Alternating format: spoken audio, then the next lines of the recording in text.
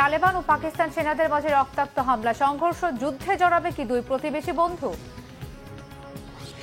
মনমোহন সিং এর শেষ বিদায়কে ঘিরে বিরোধে জড়ালো মোদী সরকার ও কংগ্রেস, শোক নিয়ে কেন নোংরা রাজনীতি? যুক্তরাষ্ট্রের অস্ত্রে ভরপুর ইউক্রেন, রাশিয়া নাকি ট্রাম্প, কাকে সাহায্য করতে মরিয়া জো বাইডেন? আসসালামু আলাইকুম, দেখছিলেন Bangla vision world news headline. এবারে বিস্তারিত। প্রতিবেশী আফগান তালেবানদের সাথে কি এবার যুদ্ধে জড়িয়ে পড়বে পাকিস্তান? এমন প্রশ্ন উঠেছে গেল কয়েকদিন ধরে দুই দেশের মধ্যে পাল্টাপাল্টি রক্তক্ষয়ী হামলা আর সংঘর্ষের পর। শনিবার পাকিস্তান আফগানিস্তান সীমান্তে দুদেশের সীমান্ত রক্ষীদের মধ্যে ব্যাপক সংঘর্ষে নিহত হয়েছে ১৯ পাকিস্তানি সেনা ও ৩ আফগান নাগরিক। এর আগে গেল মঙ্গলবার আফগান সীমান্তের কাছে বিমান হামলা চালিয়ে ৫১ আফগানকে হত্যা করে পাকিস্তান। তাই প্রশ্ন উঠেছে, একমাত্র ঘনিষ্ঠ বন্ধু পাকিস্তানের সাথে কেন হঠাৎ সংঘাতে জড়ালো আফগান তালেবানরা? কেন তাদের সম্পর্কে ফাটল দেখা দিল? এর পরিণতি কি হবে? যুদ্ধ? ডেস্ক রিপোর্টে জানাচ্ছেন রিফাত জামান। আফগান তালেবানরা কি এবার তাদের একমাত্র ঘনিষ্ঠ বন্ধু পাকিস্তানের সাথে যুদ্ধে জড়াবে? কেন দুই মিত্র দেশের সম্পর্কে হঠাৎ ফাটল দেখা দিল?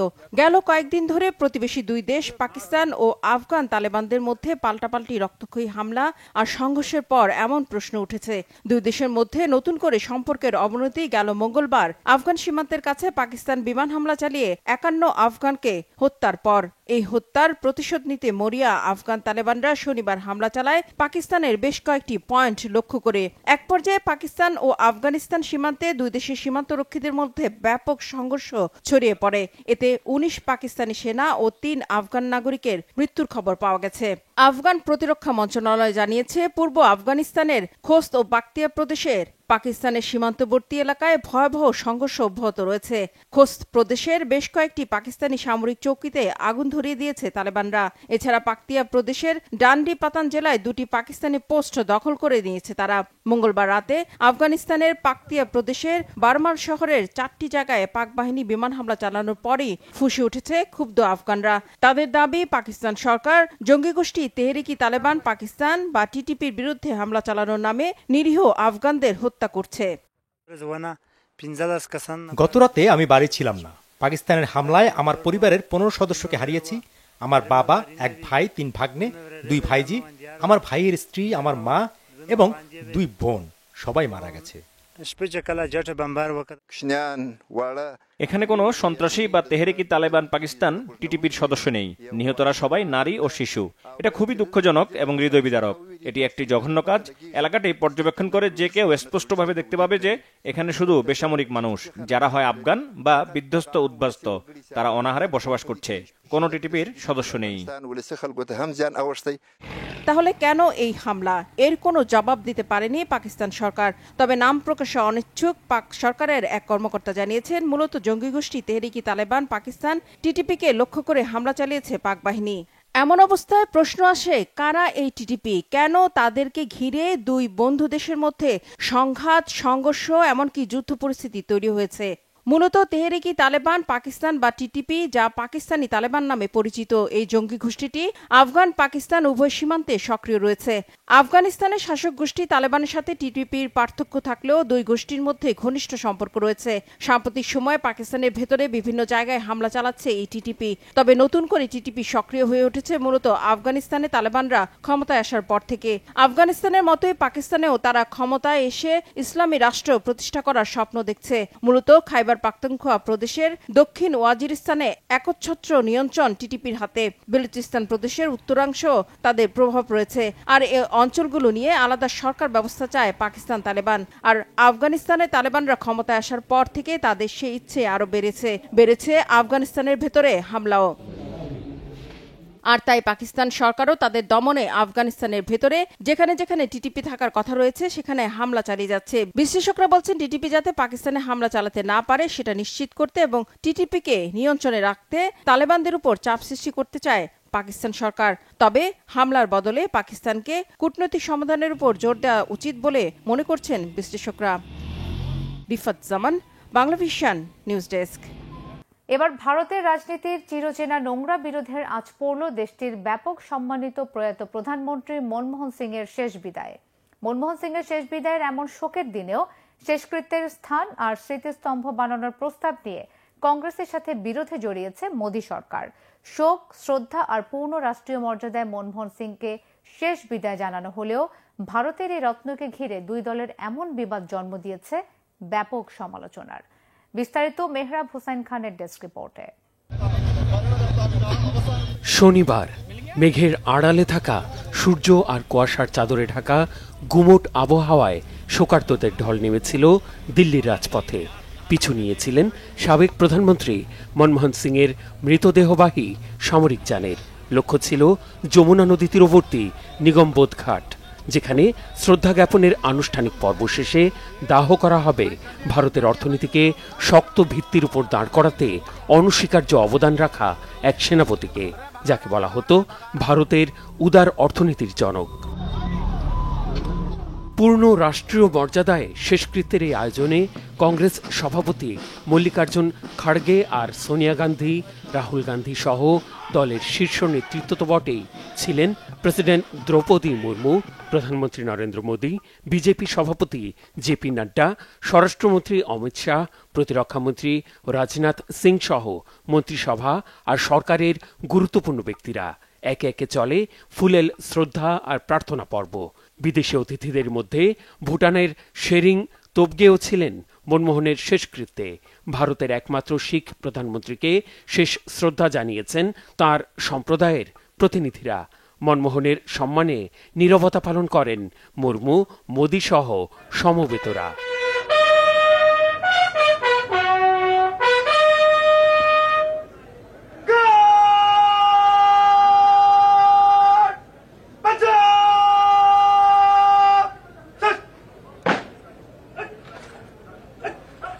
শোকার্তদের আলাপচারিতায় উঠে আসে দেশ গঠনে মনমোহনের অবদান আর হিংসা বিদ্বেষের মধ্যেও তার ধীর, স্থির, অবিচল সাদামাটা জীবনাচার। খোঁজ খবর নিয়েছেন সেখানে উপস্থিত মনমোহনের স্ত্রী আর কন্যাদের। চিতায় আগুন দেওয়ার মুহূর্তে দেয়া হয় গান স্যালুট।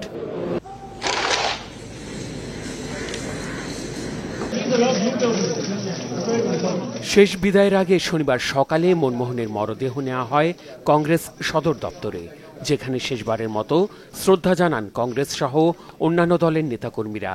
শোকাতুর এই পরিবেশের মধ্যেও মনমোহনকে ঘিরে কংগ্রেসের সাথে বিরোধে জড়িয়েছে মোদীর কেন্দ্রীয় সরকার। নিগমবোধ ঘাট নয়, রাজঘাটে শেষকৃত্য চেয়েছিল কংগ্রেস। শেষকৃত্যের স্থানে মনমোহনের স্মৃতিসৌধ তৈরির জন্য কংগ্রেসের প্রস্তাবও নাকচ করে বিকল্প জায়গা দেওয়ার প্রতিশ্রুতি দিয়েছে কেন্দ্র সরকার। এ বিষয়ে বিবৃতিও দিয়েছে স্বরাষ্ট্র মন্ত্রণালয়।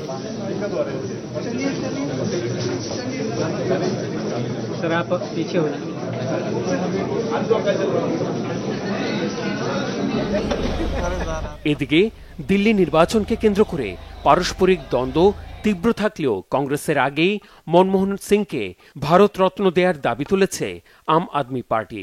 কংগ্রেসের কেন্দ্রীয় ওয়ার্কিং কমিটির বৈঠকে মনমোহনের বিষয়ে শোক প্রস্তাব গৃহীত হলেও তাতে ভারতরত্নের প্রসঙ্গ নেই। মোদী সরকার একাধিক কংগ্রেস নেতাকে ভারতরত্নে সম্মানিত করার নজির থাকায় এই প্রস্তাব বাস্তবায়নের জোরালো সম্ভাবনা রয়েছে। এদিকে 7 দিনব্যাপী রাষ্ট্রীয় শোকের দ্বিতীয় দিন শনিবারও সব সরকারি অফিস আদালতে অর্ধনমিত ছিল জাতীয় পতাকা। Mehrab Hossain Khan, Bangla vision news desk. এবার ইসরায়েলি হামলা থেকে অল্পের জন্য প্রাণে বেঁচে গেছেন বিশ্ব স্বাস্থ্য সংস্থা WHOর মহাপরিচালক তেদ্রোস আধানোম গেব্রেয়াসুস। হামলার সময় ইয়েমেনের রাজধানী সানার আন্তর্জাতিক বিমানবন্দরে ছিলেন তিনি। এর মধ্যে প্রকাশ পেয়েছে ওই হামলার ভিডিও চিত্র। তাতে দেখা গেছে কিভাবে হামলা থেকে প্রাণে রক্ষা পেলেন WHOর মহাপরিচালক তেদ্রোস। ডেস্ক রিপোর্টে সেই ঘটনায় জানাচ্ছেন হিজল জোবায়ের।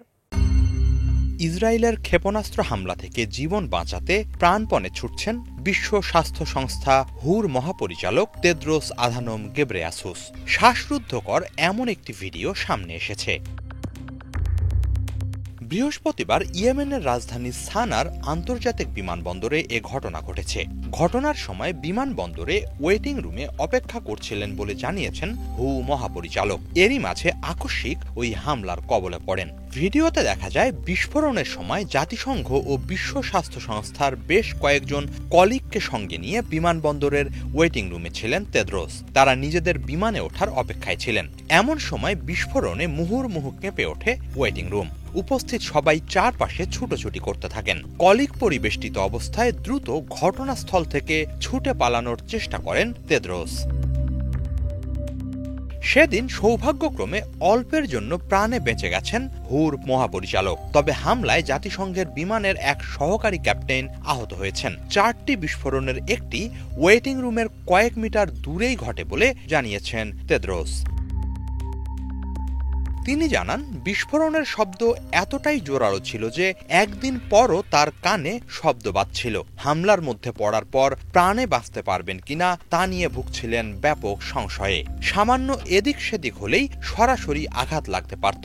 হামলা থেকে বাঁচার জন্য বিমানবন্দরে আশ্রয় নেয়ার মতো কোনো জায়গা ছিল না বলে জানিয়েছেন হু মহাপরিচালক। হামলার পরও সহকর্মীদের নিয়ে 1 ঘন্টার মতো বিমানবন্দরে আটকে ছিলেন বলে জানিয়েছেন তেদ্রোস। সে সময় তাদের মাথার ওপর দিয়ে ড্রোন উঠছিল। এতে তারা আতঙ্কে ভুগছিলেন যে কোনো সময় আবারও হামলা শুরু হতে পারে। ধ্বংসস্তূপের মধ্যে ক্ষেপণাস্ত্রের টুকরো পড়ে থাকতে দেখেন বলেও জানিয়েছেন হুর মহাপরিচালক। ইসরায়েল ডিফেন্স ফোর্সেস আইডিএফ জানিয়েছে, মূলত সেদিন ইয়েমেন জুড়ে হুথিদের বিভিন্ন সামরিক স্থাপনায় হামলা চালানো হয়। প্রতিবেদন অনুসারে এ সময় সানা আন্তর্জাতিক বিমানবন্দরেও বিমান হামলা চালায় আইডিএফ। হামলায় হট্টগোল ছড়িয়ে পড়ে এয়ারপোর্ট জুড়ে। ইসরায়েলি বাহিনীর সেদিনের হামলায় ইয়েমেন জুড়ে অন্তত 6 জন নিহত হয়েছেন। সম্প্রতি ইসরায়েলে হুথিদের একের পর এক ক্ষেপণাস্ত্র ও ড্রোন হামলার জেরে ওই পাল্টা হামলা চালানোর কথা জানিয়েছে আইডিএফ। হিজল জোবায়ের, বাংলা ভিশন। যুক্তরাষ্ট্রের পাঠানো সামরিক সহায়তা ও যুদ্ধাস্ত্রে রীতিমতো ভাসছে ইউক্রেন। মেয়াদের শেষ প্রান্তে এসে কিয়েভের জন্য দুহাতে টাকা ঢালছেন বর্তমান প্রেসিডেন্ট জো বাইডেন। আগামী বছরের জানুয়ারিতে হোয়াইট হাউসের দখল নেবেন নির্বাচিত প্রেসিডেন্ট ডোনাল্ড ট্রাম্প। ক্ষমতায় এসে যুদ্ধ বন্ধে সমঝোতা রাজি হওয়ার জন্য ইউক্রেনকে চাপ প্রয়োগের কথাও জানান তিনি। এর পাশাপাশি কিয়েভে মার্কিন সাহায্য কমিয়ে দেওয়ার সিদ্ধান্ত নেবেন নতুন প্রশাসন। বরাবরই এমন মনোভাব ব্যক্ত করে এসেছেন ট্রাম্প। হাফিজুল ইসলামের ডেস্ক রিপোর্ট। যুক্তরাষ্ট্রের নতুন প্রেসিডেন্ট ডোনাল্ড ট্রাম্প ক্ষমতায় আসলে ইউক্রেনে মার্কিন সাহায্যের পরিমাণ কমিয়ে দিতে পারেন। এই ভয়ে রাশিয়ার বিরুদ্ধে চলমান যুদ্ধে কিয়েভকে বিপুল পরিমাণ সামরিক সহায়তা দিতে ঝাঁপিয়ে পড়েছেন বর্তমান প্রেসিডেন্ট জো বাইডেন। রাষ্ট্রীয় ফান্ডের পাশাপাশি বিশেষ সহায়তা তহবিল থেকেও ঢালছেন কারি কারি অর্থ। ইউক্রেনে পাঠানো হচ্ছে শত শত শক্তিশালী এয়ার মিসাইল আর নানা রকম সমরাস্ত্রের চালান। আমেরিকার পাঠানো অস্ত্রের নতুন প্রবাহ কি শেষ পর্যন্ত বাঁচাতে পারবে ইউক্রেনকে? হোয়াইট হাউসের প্রকাশিত তথ্য অনুসারে 2022 সালের ফেব্রুয়ারিতে ইউক্রেনে রাশিয়ার আগ্রাসন শুরুর পর থেকে 73,000 কোটি টাকার বেশি অর্থ সাহায্যের প্রতিশ্রুতি দেয় যুক্তরাষ্ট্র। 2024 সালের 2 ডিসেম্বর নতুন করে প্রায় 900 কোটি টাকার সামরিক সহায়তা প্যাকেজ ঘোষণা করে বাইডেন প্রশাসন। এর মধ্যে ছিল বিভিন্ন ধরনের যুদ্ধাস্ত্র, surface to air missile system, ক্ষুদ্র অস্ত্র ও খুচরা যন্ত্রাংশ এবং শক্তিশালী গোলাবারুদ। বাইডেনের নিয়ন্ত্রণে থাকা প্রেসিডেন্সিয়াল ড্রডাউন অথরিটি নামের বিশেষ ফান্ড ব্যবহার করে পাঠানো হয় এই সাহায্য। গত 7 ডিসেম্বর আবারও ইউক্রেনকে প্রায় 1100 কোটি টাকার সামরিক সহায়তা দেওয়ার প্রতিশ্রুতি দেয় মার্কিন প্রশাসন। প্যাকেজের মধ্যে ছিল high mobility artillery rocket system, হিমরাসের জন্য ড্রোন ও সমরাস্ত্র। এই সাহায্য পাঠানো হয় সরকারের অন্য আরেকটি তহবিল থেকে। 12 ডিসেম্বর কিয়েভকে আরও প্রায় 600 কোটি টাকা সহায়তার খবর প্রকাশ করেন স্টেট সেক্রেটারি অ্যান্টনি ব্লিনকেন। এর মধ্যে ছিল হিমরাস সিস্টেমের জন্য গোলাবারুদ, ড্রোন ও সাঁজোয়া। ইউক্রেনে যুক্তরাষ্ট্রের অর্থনৈতিক অংশগ্রহণ ও সামরিক সহায়তার বিষয়ে বরাবরই প্রশ্ন তুলে এসেছেন ডোনাল্ড ট্রাম্প। 2024 সালের সেপ্টেম্বরে নির্বাচনী প্রচারণার সময় সাহায্যের পরিমাণ নিয়ে ইচ্ছামতো একটি সংখ্যা উল্লেখ করে তিনি মন্তব্য করেন, জেলেনস্কি যখনই যুক্তরাষ্ট্রে আসেন $100 বিলিয়ন নিয়ে যান। ট্রাম্প প্রেসিডেন্ট না হলে এই যুদ্ধে ভেসেই থাকবে তার দেশ। অবিলম্বে যুদ্ধ সমাপ্তির অঙ্গীকারও করেন তিনি। এর জেরেই মেয়াদের শেষ সময়ে ইউক্রেনকে সহায়তায় ভাসিয়ে নিজের দায় সারতে চাইছেন জো বাইডেন। সম্প্রতি জ্বালানি শক্তি উৎপাদন করে ইউক্রেনের এমন একটি স্থাপনায় হামলা চালায় রাশিয়া। 25 ডিসেম্বর চালানো ক্রিসমাস ডে আক্রমণে ব্যবহৃত হয় ড্রোন, ক্রুজ ও ব্যালিস্টিক মিসাইল। জ্বালানি অবকাঠামোতে হামলা চালানোর জন্য ইচ্ছাকৃতভাবে বড়দিনকে বেছে নিয়েছে রাশিয়া, এমন মন্তব্য করেন জেলেনস্কি। ইউক্রেনে রুশ আক্রমণের তীব্রতা বৃদ্ধি ও বাইডেনের অফিস ছাড়ার বিষয়টি অচিরেই কঠিন পরিস্থিতিতে ফেলবে কিয়েভকে। হাফিজুল ইসলাম, বাংলা ভিশন। এবার গাজায় বর্বরতার চরম নজির সৃষ্টি করল দখলদার ইসরায়েলি বাহিনী। কামাল আদওয়ান হাসপাতালে অভিযানের পর ভবনটি আগুনে পুড়িয়ে দিয়েছে ইসরায়েলি সেনারা। এদিকে গাজায় গণহত্যার জন্য এবার সরাসরি পশ্চিমা দেশগুলোকে দায়ী করেছেন জাতিসংঘের এক বিশেষ প্রতিবেদক। প্রায় 14 মাস ধরে ইসরায়েলের চরম বর্বরতা আর নজিরবিহীন ধ্বংসযজ্ঞের মধ্যে উত্তর গাজায় আহত আর রোগাক্রান্তদের চিকিৎসার শেষ ভরসাস্থল ছিল কামাল আদওয়ান হাসপাতাল। গত সপ্তাহেও হাসপাতাল চত্বরে নিয়মিত হামলা চালিয়েছে দখলদার বাহিনী। গাজার স্বাস্থ্য মন্ত্রণালয় জানিয়েছে, ইসরায়েলি সেনারা হাসপাতালের ভেতরে ব্যাপক তাণ্ডব চালিয়ে চিকিৎসা সরঞ্জামের একাংশ বাইরে বের করে আগুন ধরিয়ে দেয়। বেত লাহিয়ায় ওই হাসপাতালের পরিচালক হুসাম আবু সুফিয়া সহ ডাক্তার ও স্বাস্থ্যসেবা কর্মীদের জিজ্ঞাসাবাদের জন্য নিয়ে গেছে সেনারা। গাজার অন্যান্য আবাসিক অবস্থানে ব্যাপক গোলাবর্ষণ আর হত্যাযজ্ঞ অব্যাহত রেখেছে ইসরায়েলি বাহিনী। কামাল আদওয়ান হাসপাতালে চরম ধ্বংসযজ্ঞের তীব্র নিন্দা জানিয়ে গাজায় গণহত্যার অভিযোগ তুলেছেন জাতিসংঘের বিশেষ প্রতিবেদক ফ্রান্সিকা আলবানিজ। বলেছেন, ফিলিস্তিনিদের গণহত্যার পরিকল্পনা হয়েছে পশ্চিমা দেশে, আর এর বাস্তবায়ন করছে ইসরায়েলি বাহিনী। এদিকে মরার উপর খাড়ার ঘায়ের মতোই গাজায় এবার দেখা দিয়েছে তীব্র শীত। ইসরায়েলি আগ্রাসনে ধ্বংসের নগরী গাজায় এখন যে কজন বেঁচে আছে, কনকনে ঠান্ডায় মৃত্যুর মুখে এখন তারা। হামলা থেকে বাঁচলেও এখন মারা যাচ্ছে ভয়াবহ শীতে। এর মধ্যে শহরটিতে তীব্র শীতে অন্তত 4 শিশুর মৃত্যু হয়েছে। ডেস্ক রিপোর্টে বিস্তারিত। গাজা পরিস্থিতি মানবিক বিপর্যয়ের চরম পর্যায়ে পৌঁছেছে। সম্প্রতি শীতের তীব্রতা শিশুদের জন্য মারাত্মক বিপদ হয়ে দাঁড়িয়েছে। এই শীতজনিত বিপর্যয় শিশুদের জীবন ঝুঁকির মধ্যে ফেলতে পারে বলে আগেই সতর্ক করা হয়েছিল, তবে সেই সতর্কতা উপেক্ষা করেছে ইসরায়েল। বর্তমানে এটি একটি মানবসৃষ্ট দুর্যোগ হিসেবে চিহ্নিত হয়েছে, যা গাজার নাগরিকদের জন্য অবর্ণনীয় কষ্ট ও সংকটের সৃষ্টি করেছে। এমন পরিস্থিতিতেও ইসরায়েল গাজায় জরুরি ঔষধ ও প্রয়োজনীয় সামগ্রী পৌঁছতে বাধা দিচ্ছে এবং গাজার উপর নিজেদের অবরোধ অব্যাহত রেখেছে। ফলে গাজায় শিশু মৃত্যুহার ক্রমেই বাড়ছে।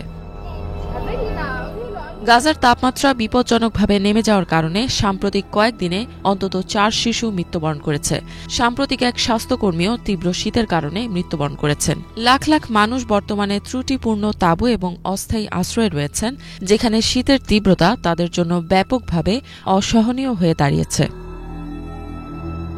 গাজা সিটির দেইর আল বালার উপকূলীয় অঞ্চলে বসবাসরত বাস্তুচ্যুতরা শীতের তীব্রতার সাথে প্রতিদিনই লড়ছেন। তীব্র ঠান্ডা বাতাস তো রয়েছেই, এর মধ্যেই আবার সমুদ্রের জোয়ারে অনেকের প্রয়োজনীয় জিনিসপত্র ভেসে গেছে। ফলে কেউ কেউ প্রতিবেশীদের কাছ থেকে সহায়তা নিয়ে সংগ্রাম মোকাবেলা করছে। এছাড়া অনেকে প্লাস্টিকের বোতল সংগ্রহ করে সামনে আগুন জ্বালানোর চেষ্টা করছেন, যেন কিছুটা উষ্ণতা পেতে পারেন। ইফাত জাহান, বাংলা ভিশন। এই ছিল আজকের মতো, সাথে থাকায় ধন্যবাদ সবাইকে।